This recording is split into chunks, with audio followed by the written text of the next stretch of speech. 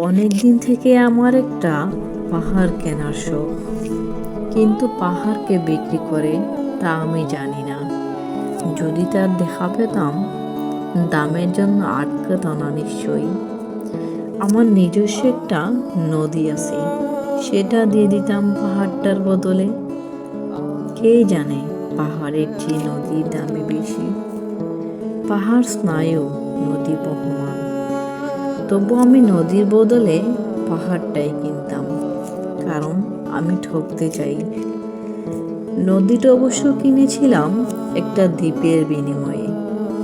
ছেলেবেলায় আমার বেশ ছোটখাটো একটা ছিমছাম দ্বীপ ছিল, সেখানে অসংখ্য প্রজাপতি। শৈশবে দ্বীপটি ছিল আমার বড় প্রিয়। আমার যৌবনে দ্বীপটি আমার কাছে ছোট মনে হলো। প্রবহমান ছিপছিপে তন্নি নদীটি বেশ পছন্দ হলো আমার।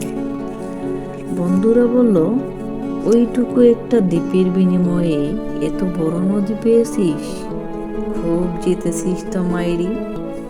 তখন জয়ের আনন্দে আমি বিহ্বল হতাম। তখন সত্যিই আমি নদীটিকে ভালোবাসতাম। নদী আমার অনেক প্রশ্নের উত্তর দিত, যেমন, বলতো আজ বৃষ্টি হবে কিনা।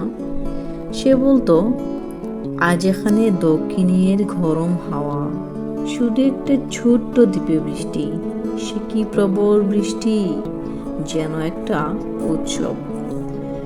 আমি সেই দ্বীপে আর যেতে পারি না। সে জানতো, সবাই জানে, শৈশবে আর ফেরা যায় না।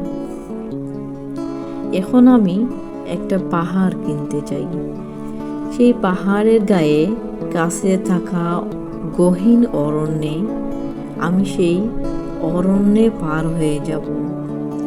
তারপর শুধু রুক্ষ কঠিন পাহাড়, একেবারে চূড়ায়, মাথার কাছে আকাশ, বিপুলা পৃথিবী, চরাচরের তীব্র নির্জনতা।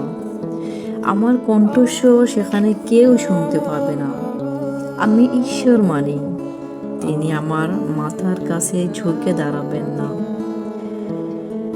আমি শুধু 10 দিককে উদ্দেশ্য করে বলবো, প্রত্যেক মানুষই অহংকারী।